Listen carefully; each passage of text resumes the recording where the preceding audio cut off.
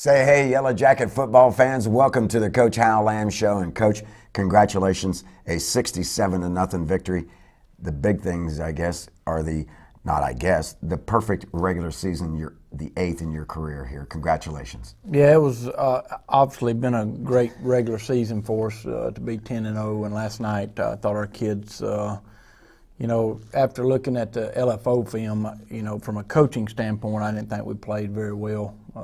From a fan standpoint, it probably doesn't look like that. But I challenged the kids to play better than we did last week, and I thought our starters came out and did what they needed to do. And I think they only got maybe 6 or 8 plays in, but it was a good win. And I thought a lot of everybody on the sideline got in the game last night, so that's exciting.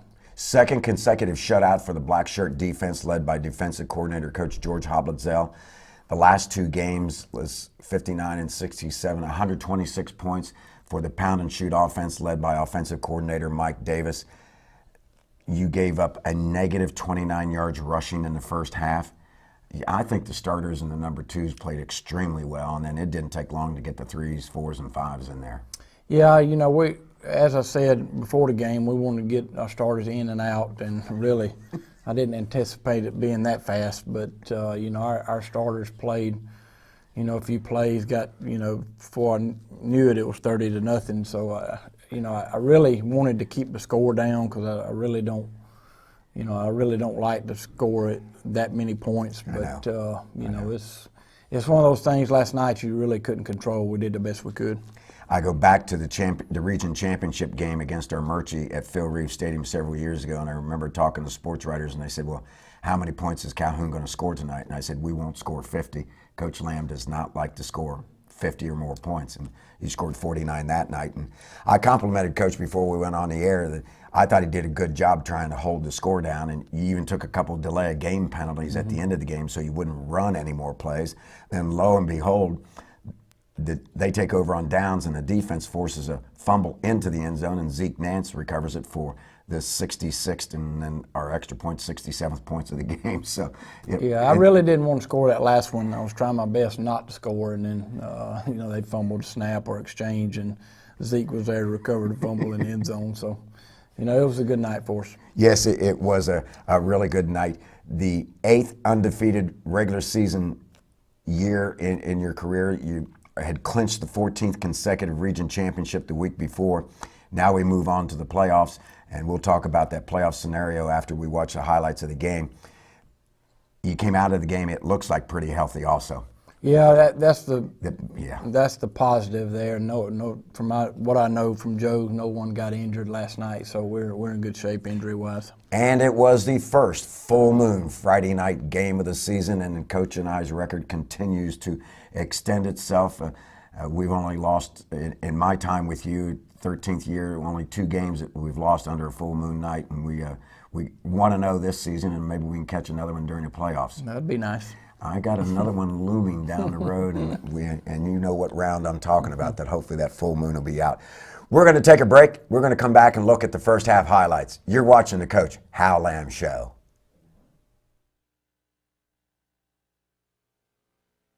Welcome back to the Coach Hal Lamb Show. And Coach, even though when the sun set it got cool quick, it was a good night for the players when you're out there on the field playing, running around. It was just a beautiful night. Yeah, I thought the weather, I was worried about the wind going into the game because it was pretty chilly during the day with the wind, but the wind died down. I don't think at game time there wasn't any wind at all. Yeah, it was very, very calm. And once again, just an outstanding, beautiful facility. All the remodeling that we're going through, our physical plant is very nice. That is a really nice one. I like their uniforms. The only problem is from the press box, it's hard to pick up the numbers. Yeah, I bet. Yeah, it's kind of difficult. Yellow Jackets dressed in their gold helmets, white jerseys, and gold breeches, and the captains for the Yellow Jackets tonight are? We got J.R. McBrayer, Eddie Guerrero, Zach Ruth, and Nathan Petty. And all of those guys got a lot of playing time, and I'm anxious to see who you select as Special Teams Player of the Week after you watch a game film, because Nathan Petty, I think, made every tackle on the first 3 or 4 kickoffs. Yeah, I thought our kickoff team was very good last night. There were a lot of hats on the ball, I thought. It was very difficult to pick out the tackler, the next assist tackler, on when Coahulla Creek ran the football because there was just a horde of Yellow Jacket tacklers around the ball. Coahulla Creek won the coin toss, deferred to the second half. We're going to get to receive the kickoff. I just now realized that number 35 has very bright colored socks. Yep. He does, doesn't he? It was senior night at Coahulla Creek. Not a whole lot of seniors. This is the first senior class to have attended Coahulla Creek for 4 years. Yeah, he told me before the game he started 6 freshmen in that game last night, and then he only had 4 seniors on the team. Cole Jackson doesn't return very many kickoffs, but his average on kickoff returns is somewhere around 30 yards, and that was a 26, 28-yard return there. Snap of the ball, drop straight back, and a little crossing pattern to Ethan Woodard. He shakes that tackle. There's a face mask penalty on the play, and then they're just having a hard time bringing him down. And that is going to be the theme of the night, not being able to tackle us. Yeah, that was a good read by Kalen on shallow, and we hit Ethan across the field on the drag. And we made a point to try to get Ethan a few more balls here the last few weeks. 3 receivers to the left. Kalen wanted to hit a quick pass there, then pulled it down after a nice pump fake. And you know what, Coach? He gains 4 yards on that play. Yeah, he did a good job not throwing that because there was a guy in the throwing lane that he wanted to throw, and good job not forcing the ball. Exactly. And then it's 2nd and 6. I mean, when 6'4", 200 pounds falls forward, he gains 2 yards. Nice play fake, goes to the left-hand side, and Coach, he goes in pretty much untouched. Yeah, that was a good read by Kalen there on the zone. That's Kalen's 10th rushing touchdown of the season. You know, you talked about the starters playing not sloppy, playing efficient, and getting them out of the game. It's not going to take long, and Kalen's got a couple rushing touchdowns, and then you start, then a touchdown pass, and geez, like you said before, it's 30-0. This is pretty funny right here. You couldn't see this probably on tape, but we kicked that one off the ground. The snap was low and moved the tee backwards, and Thomas just put it on the ground, and Alex kicked it off the ground. Yeah, and he had to go up, walk up 5 yards and receive it, and pick up the tee. So yeah, we laughed about it on the radio. He just got it over. He kicked tee in ball, and this goes through the 5-hole, and that's a touchback. For Darwin Lam, I believe he was doing a kick. Yeah, Darwin's still nursing that back. I don't know how healthy he is, but he kicked that one in the end zone. So do we call this a wing tee spread? Yeah, pretty much. They're doing a lot of motion, and yeah, that's wing tee blocking principles is what it is. Okay, all right. They just don't have any place to run, and I don't know how you're going to pick out. You're going to have to go slow-mo, isolate really hard to get the lead tackler because we're swarming to the ball. The black shirts are all over them. And they trade the tight end to the right-hand side. We used to do that years ago. Yep. Oh, big rush by Will Conley.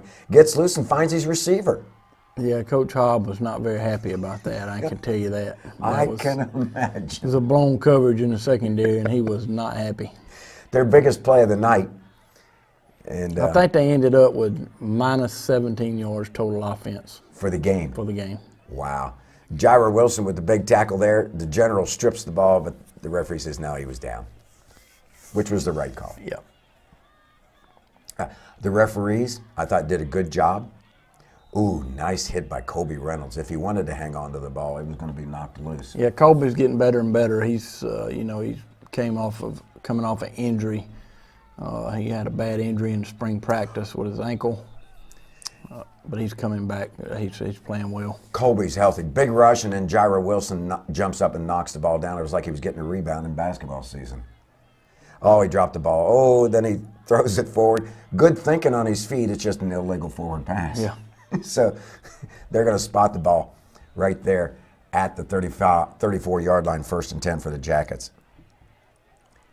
And hand off to Cole Jackson, right-hand side, and he follows the Robbie's Raiders, and he cuts back to the left, then breaks another tackle, and then they finally swarm him under. About the only thing Cole couldn't do on that run was break 3 tackles at once.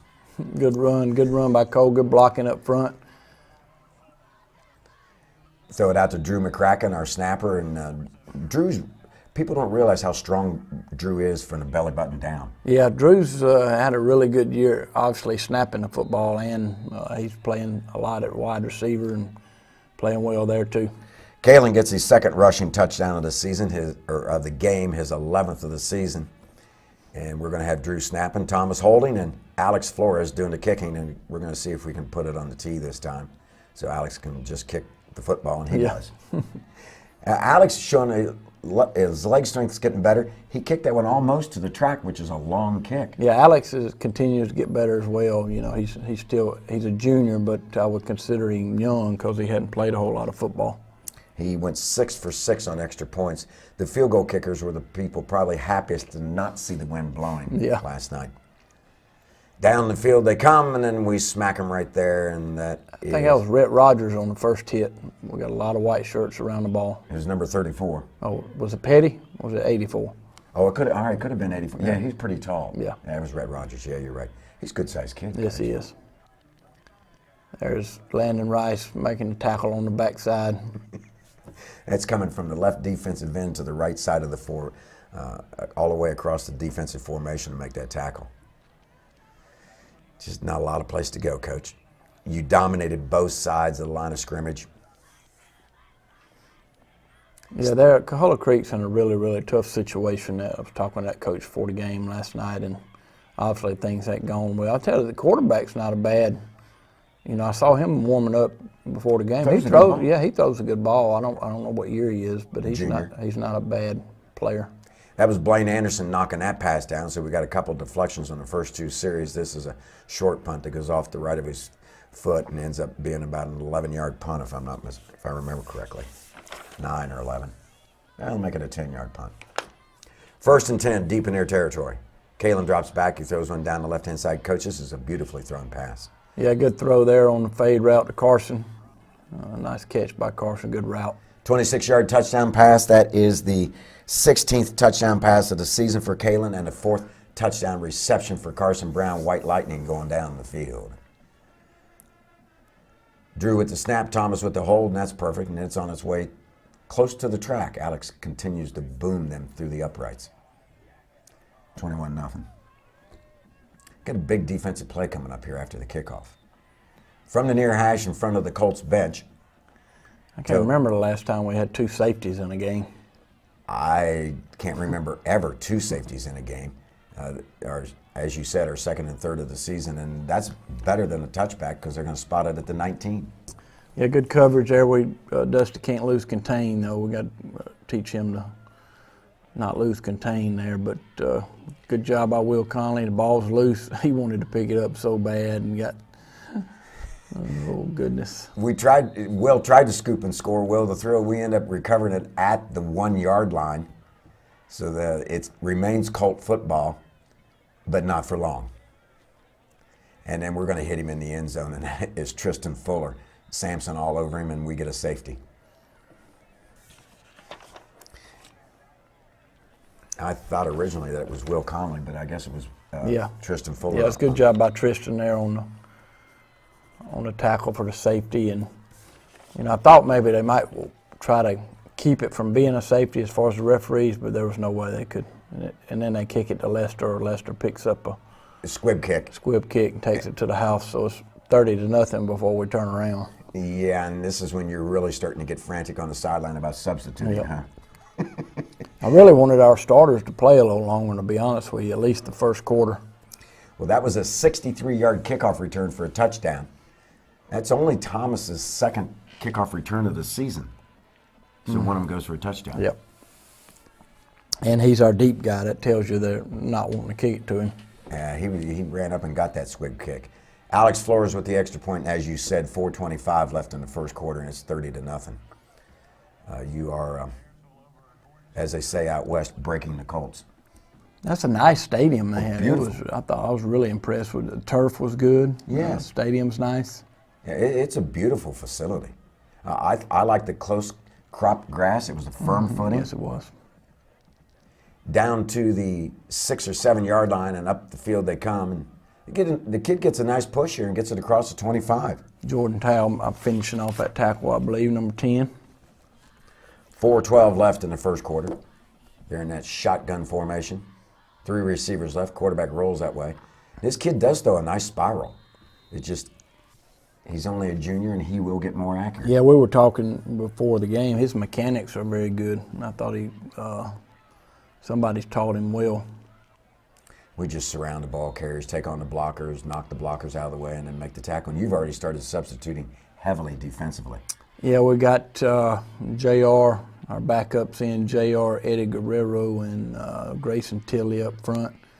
Linebackers, you got Ethan Trotter and Christian East and Connor Akridge, Dusty Baker, and Jacob Tao, or Jordan Tao at the Stringer and Rover. Jarrett wanted to pick up that rolling ball so bad because he had a hole. He had an opening down that sideline. 1st and 10 for the Jackets, our worst starting position of the night, and it's at our 42. We got Balin Spector, quarterback. Yeah, we got Balin in there. We wanted to let Alico carry the ball a couple of times, and we got to get on to him about jogging. We got to sprint to the end zone. I figured you might say something to him about that. Yeah. Touchdown is nullified as we got a couple holding penalties out there on the side. I think Coach Long took care of that after the game. Yeah, I'm sure he did. Yes. Shotgun formation to give it to Alico and run pretty much the same play to the right-hand side. Yeah, he's got to run through that cut there. Yes. Good blocking up front. You got Matthew Mullinax, Blake Garland, Grayson Tilley, J.R. McBrayer, and who's the other one? That was Jarrett Carden running the ball. Yes, that was on the screen. Yes. The other one's Eddie Guerrero. Throw the hitch right out here to Malik. Malik is really going to be a good player. He's just a 10th grader, and he's had a great year for us. Well, it only took 6 of them to bring him down, Coach. Hand it off to Alico, dips in, dips out, dips back in, dips out again, puts his shoulder down, and finally gets north-south. Alico to the right of shotgun Balin. Throw the screen out here to Malik, and Lyman didn't get out there, but got 3 or 4 yards. And give Coahulla defense credit. They defensed it well. We switch ends of the field, and here we go. And this is going to be a touchdown. Yeah, that was good blocking on the perimeter there by our wideouts, taking it in the end zone, make it 36, and point after will be 37. With the bright orange shoes worn by junior Alex Flores, and he boots it to the upright. And you do have your 37. 11:50 left, and that didn't take long, Coach. This is Gabriel Garcia handling kickoff duties. Yes, Gabriel's just a junior, and he is. This is new to him, but he's got a chance to be pretty good.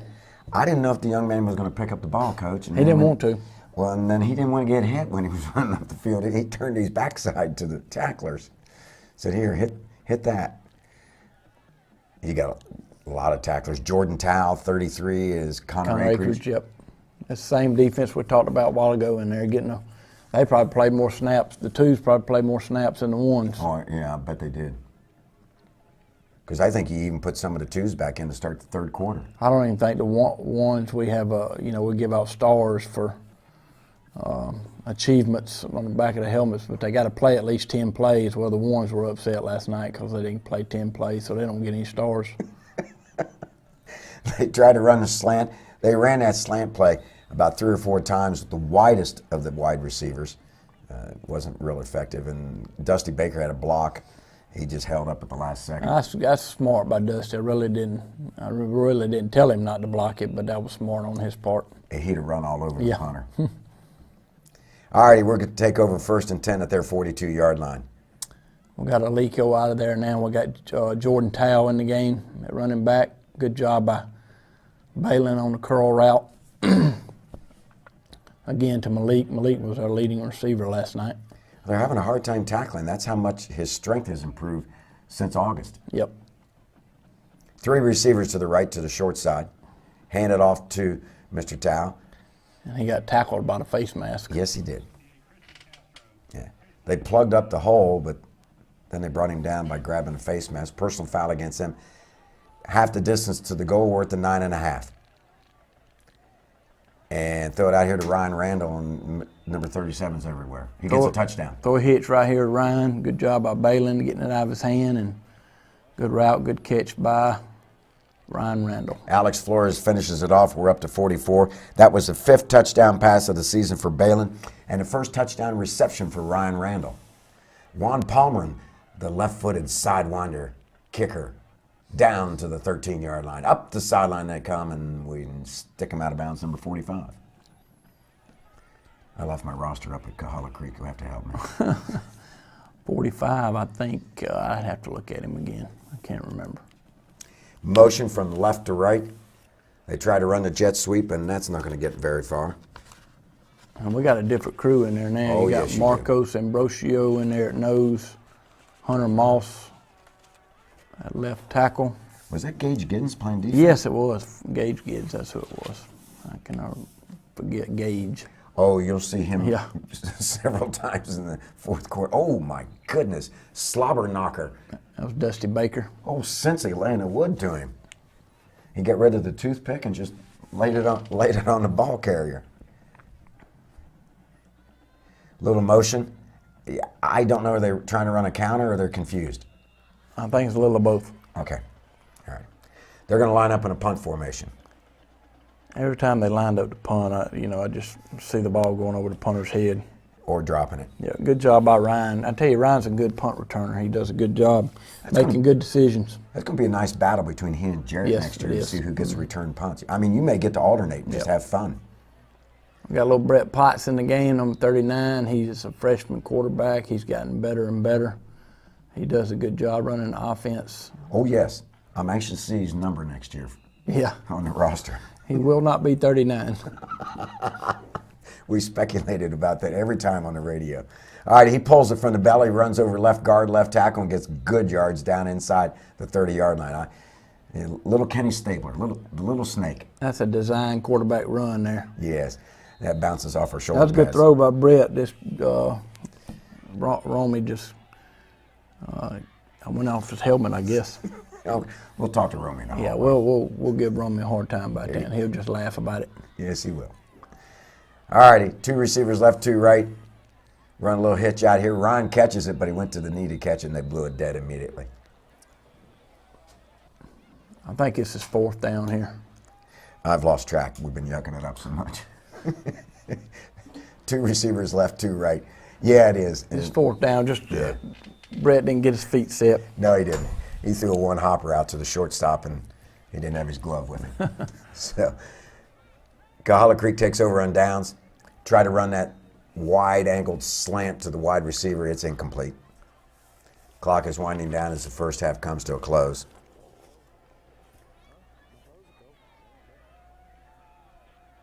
They run off left tackle, and I use that as a euphemism because there's not a whole lot of left tackle or left guard to run behind. We're getting big penetration. It doesn't matter who we're putting on the defensive front. We're controlling the line of scrimmage. Was that Acreage coming through Yeah, there? it was Acreage coming through there trying to make a tackle. Yeah, forcing the runner to change his direction. So, a very, very good first half. I'm not going to ask you about adjustments. No, please. Okay. Just keep lining the people up and getting everybody in, and I imagine that was the goal to get 96 guys into the game. Yeah, we talked about that at halftime. Let's get everybody in, and we did. Everybody on the sideline got in. Just sit back, folks, and enjoy the best doggone band in the land, the pride of Georgia's Northland, 272 strong, led by Director Michael Clark, assisted by Larry Brown, and on the field, led by Drum Major Sarah Green. They're going to put on an outstanding show. You're watching the Coach Hal Lamb Show.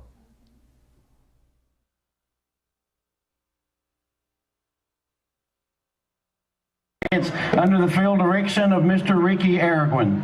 Tonight the band will perform Light 'em Up, Brick House, Ghostbusters, and Let It Be with solos by Miss Anna Umano, Dallas Sims, Garrison Baker, Taylor Strickland, Drew Rowell, James Doan, and Miss Unique Sardinetta. The band is doing a Halloween revisited because of a rain last week.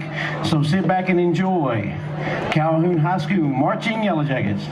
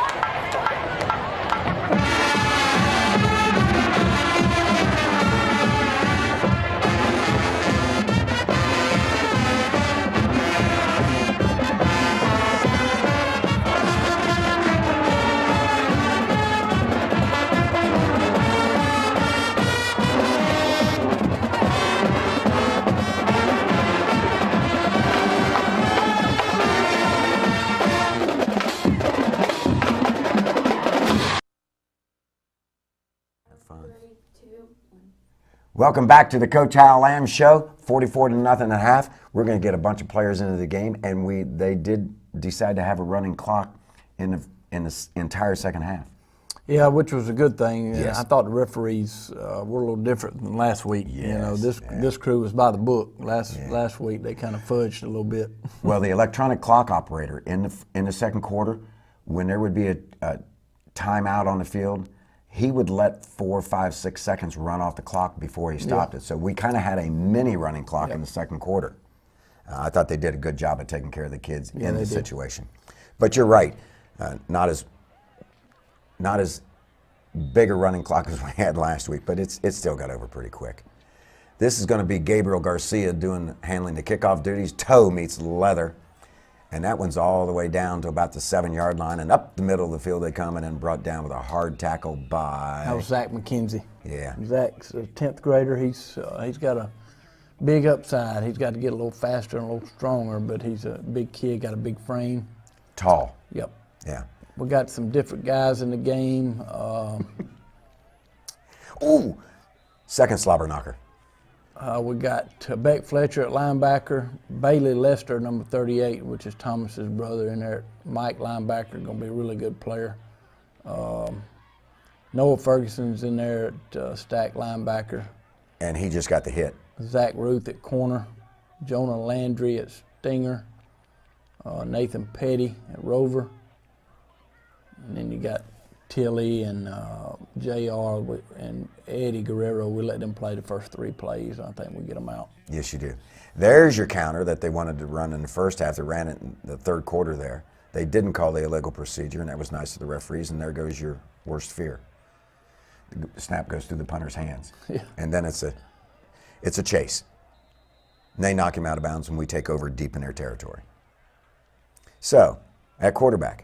We got Brett Potts, and now we got Gage Giddens there at running back. Oh, yes. And this is going to be about the only time all second half that they corral Mr. Giddens. Yep, we got Drew Johnson snapping. You got C.J. Fuller at right tackle, Maddox Parrott at right guard, Christian Paul at left tackle, and J.C. Fuller at left guard. That's a freshman running the ball, guys. He's going to be a good player if he continues to commit to what we're asking him to do. Coach, he's quick, he's strong, he's got good vision, he's a freshman, and he's going to get bigger. Yep. Yeah, so, yeah, this is good. Juan Palmer with the extra point. And by the way, the snapper was? Jacob Callahan. And that holder was? Porter Law. Hey, I got it right this week. All right. Here comes the left-footed sidewinder, Juan Palmer. Toe meets leather. He hooks it to the right. It jumps out of bounds, and Coahulla Creek's going to have their best starting field position of the entire game at the 35. Now we got some different D linemen in there. You got Maddox Parrott, you got Marcos Ambrosio at nose, and you got Noah Davenport at the other end, number 66. They do a running play from right to left over left guard, and that's stopped up there pretty quick. And I was noticing the umpire that stands behind the linebackers, I think he's ready to go home too because he's moving a little stiffly. When that sunset, it cooled off. Yep, Dalen Silver's here at corner, number 26. Good job by Noah Ferguson. Good job by Herschel Patel, number 25. And 38 finishing off. That's Bailey Lester. Oh my gosh. We're adding up to slobber knockers. Deep, sweet. Yeah, try to run by the big boy. He tried to get by number 84, I believe, Rhett Rogers. Rhett Rogers. Force him to punt the football. Again. Coach, you had no punts last night. Ryan Randall with the fair catch. I can't remember the last time we punted, to be honest with you. I don't think we punted in the last 3 games. It's been a while. Mm-hmm. But we continue to work on it in practice, that's for sure. Good. Because you will have to punt sooner or later. Yep. Tanner Galvin at quarterback now, number 20, 10th grader. Somebody asked me who was second string, third string, fourth string. I said, it really doesn't matter tonight. You just play. Yeah. I said, the players are on the sideline bribing the coaches. Can I do more snaps? Can I do more snaps? Yeah. 35 out here is Rhett Abernathy at wide receiver. He's a 10th grader. Let's see here. Chris Talley at wide receiver, number 80. Good run by Gage Giddens here. I don't know how he kept from stepping out of bounds because he added another 15 yards on. I thought he was going out of bounds. I had to change my call live on the radio. Bryson Davis out here, number 23, wide receiver. There goes Gage again. Oh, yeah. Luke McCallion at right tackle, number 78. 72 is at center. That's Matthew Tutelamondo, freshman. He's going to be a good player if he gets stronger. That was Jess Ralston running the ball. By the way, that was Gage Giddens' second rushing touchdown of the season when he scored his first of the night. He's got another one coming. 95 is Andrew Clemens at left tackle, another freshman that we think is going to be pretty good. Jess Ralston running the ball there. How many running backs do you have? We're about 5 or 6 deep there. At least. Good job by Maddox Parrott and CJ Fuller. I get them mixed CJ. up. Jeez. That was CJ. Hey, he's going to be a big old boy. Yeah, he is. Yeah. Through the upright, that extra point goes. And 49 seconds left, and kicking that extra point, I believe that time, was that Gabriel? Yeah, it was Gabriel. Good. He puts his toe to the leather. Ball hits at the 14. And then, Oh, goodness. oh, yes. And the referee with a charitable spot there puts it at the 1. So, or else we'd have had Another safety. a turkey, 3 in a game. Well, I think we'll get one here anyway. Yeah, well, yeah. We got Cade Walker in that nose guard, number 64. That was, Who was that making the tackle? Was that Noah Davenport? 82 was Zach McKenzie's who that was. 82 with the safety tackle. Okay. Yeah, well, 2 more points, another squib kick. We'll pick that up and run it. And then going back into our territory and then to the far side of the field, then he's going to get your first down that you want on punt returns. Yep. Mm-hmm. This was a Good kickoff. job by Rhett Abernathy.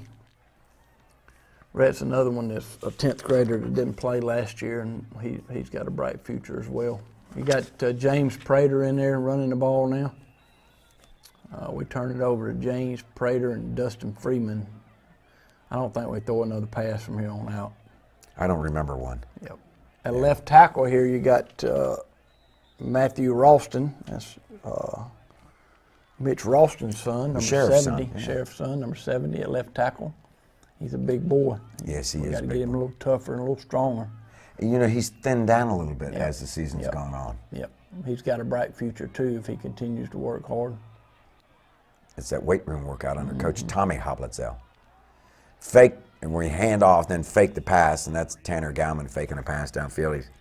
He's throwing a curveball down to the left flag. All righty, they take over on downs, and we're just trying to get this clock to run out. There's just no place to go, Coach. And Coahulla started substituting also. Yeah. At times last night, you know, after a play, it looked like we were running 11 on and 11 off. Yes, it did. 83 down here is Justin Winters, another freshman. They're in a shotgun, running backs either side. They have a couple receivers to the right, one to the left. You got Keenan Dixon, there's Owen Williams making the tackle. That was a good job by Owen. Number 85, I believe. Jakinan's number 43, Keenan's in there. minus the cast. Yep. Quarterback rolls to the right-hand side. And that's a pretty ball. Just like you said, his accuracy will get better. Turns his shoulders, sets his feet. Yeah, he's got good mechanics. Good snap. He holds on to it, puts his right foot to it. And this is Ryan Randall. Fake right. Up the middle he goes. And I thought he might get loose for the touchdown. Yeah, I did too. He ran out of room. He just kept running out of bounds. He's just, yeah. Centrifugal force was dragging him towards the track as he turned the corner. All righty, 1st and 10 for the Jackets. We're down at their 27-yard line. This is going to be our last possession of the game. And here goes Brett Mr. Potts Potts. running the ball. Yeah. Fakes left, runs right. You got, I think you had Jordan Baldridge out here wide out earlier. Number 49. Little stutter step at the line of scrimmage, then fall forward. And this is about the point in time where you're starting to really slow the play clock down and try not to run plays. There goes James Prater. Earlier was Dustin Freeman running the ball. This is number 42, James Prater. This is our JV team blocking and running right here. Yeah. Good job on the counter there by 94 is, Jacob Haynes. Yeah, Jacob Haynes is going to be a good player. He's a ninth grader as well. You get some size on that JV team. Oh, nice play fake, nice read, because the ball carrier was going to be tackled for a loss. Brett pulled it out of his belly and then get a positive gain. They take over on downs. Yeah, and they want to score, and then all of a sudden they lose the ball. And you can't fault the kids for hustling here. And that touchdown by Zeke Nance. Yeah, Zeke gets his first varsity score with 21.9 seconds left in the ball game. Yeah, high snap, they fumble the handoff, and then, you got to, it's my ball. You got to jump on the ball. This is where I wanted the referees to run the clock and really not kick off. I was surprised we did the extra point. There was only 20 seconds left, and I said, "Can we run the clock?" And he said, "After the kickoff." I said, "Well, that defeats the purpose." Yeah, I thought they might run the clock there and we wouldn't even do the extra point. So, anyway, kickoff down the field by Juan Palmer and down inside the 10-yard line, and here they come up, and that is going to be good hit by Christian Ponder, number 87. And a swarm of Yellow Jackets going to the ball, and the game comes to a close, 67-0.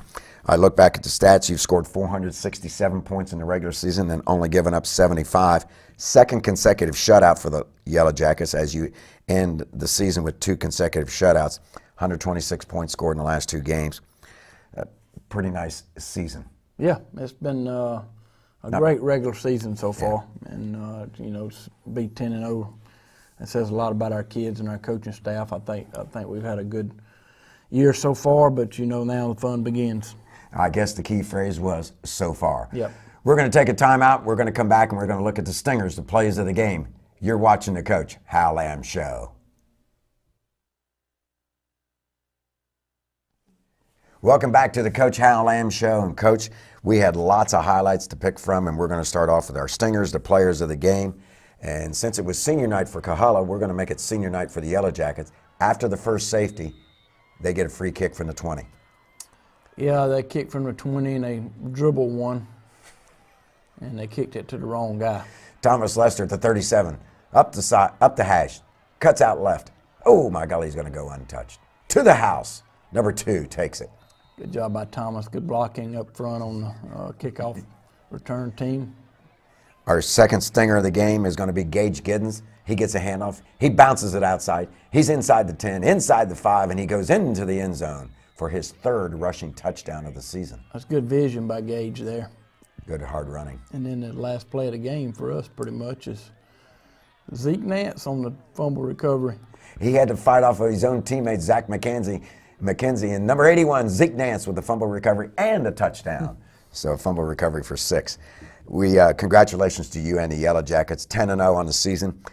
Just solidified your 14th consecutive region victory, your 108th consecutive region victory. That's 108, folks. That's a century plus. Yeah. Yeah, unbelievable. So we came out of the game, as you said, healthy. Yes, we are, and we hope to get Bryson Bush on back next week. He's got shoulder issues. He's going to come out Monday with no contact, and Dr. Fritz is going to look at him Wednesday and see what it looks like. So I hope to get him back. Yeah, he just everybody, this whole team, and you've mentioned this many times.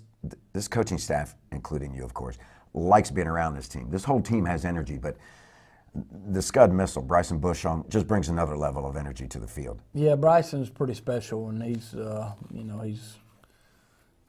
run through a brick wall, I think, if you ask him to. He's a very hard-nosed kid, and we need him out there. But you're right about this team. This is a fun group to be around. Regardless if we go win it all or not, it's a great group to be around. I think they're going to be successful in life. I agree, and we would tell you who we're going to play this coming Friday, but we don't know because. Yes, it's a difficult situation, to be honest with you. Cedartown, Rockmart, and Pepperell will have a mini game Monday night. I don't know where yet, but what they'll do is they'll play 2 5-minute halves. 2 teams will play 2 5-minute halves, and the winner is in the playoffs, and the loser plays the team that's waiting, and then they'll play 2 5-minute halves. And then when they just get the 2 teams, they'll go back to head-to-head to see which seed they are, whether they're 3rd or 4th seed. So, And to be honest with you, the game could be Saturday night, next Saturday night, our game. Will they make you do that, or is that the host team's choice? No, it's you have to play on Saturday unless both teams agree. I mean, obviously, I'm going to try to get them to agree to play on Friday, but I would say the chances are not very Slim good. to none. Yeah. And Slim's riding fast to none. Yep. So we'll practice a little bit Monday and work on some things, and then we'll go scout, and then we'll see who we're playing. Get ready to go on Tuesday. So the winner sits out after the first mini game, and then the loser of that game plays the person that was sitting out. And then how do they decide? They do point differential or something to decide between the two winners who's the third and the fourth? Or No, they go back to head-to-head in the regular season. So whoever won that game gets the 3 seed? Yep. Okay, so it's pretty simple. Okay. Well, now I understand completely. All right. So when they start with the 3 teams, do they do a coin toss? They start with a coin toss. So and whoever doesn't match? Odd man out. Odd man gets the bye. Odd man gets the bye. Interesting, because you've been in one of these Yes, back I have. in Yes, 2000, year 2000. Yep. At Cartersville. Yep. And you survived well. Yeah, we did. It was a change. It was different, and I feel sorry for those coaches that are having to go through that right now. One of them may call you to come down and have you help do the coin toss, because you've been pretty good on coin tosses lately. Any final comments? No, we're just excited that the playoffs are Yes. starting. It's unfortunate that we got to wait and see who we're playing, but that's what it is, and we'll wait and see Monday night and then go to work Tuesday. What I'm excited about is it'll be the first time that I've seen a lot of Calhoun fans at a game, because we will be hosting the playoffs, whether it's Friday or Saturday. And we have probably had 2 of the lightest traveling crowds in a long time, just because of weather and things like that, and the opponents, I'm sure. So it's going to be nice to be back at Phil Reeve Stadium. I imagine the guys are anxious to get back, and it's going to be nice to see our side of the bleachers filled up again. Yeah, we're excited to be back at Phil Reeve, obviously, and hopefully we can play there a while, but we're going to focus on round 1 right now. Oh yeah, let's focus on round 1. Folks, if you'd like to watch the game, you can go to www.calhountdclub.com. That's calhountdclub.com, and you can watch the Coach Hal Lamb Show many times, and you can see a lot of young guys play in this 67-0 victory. We'd like to thank Coach Bill Long and his video broadcasting class, and the producers, Louis Reyes and Sam Magnet-Cherry, and the director, Maggie Cochran. You've been watching the Coach Hal Lamb Show.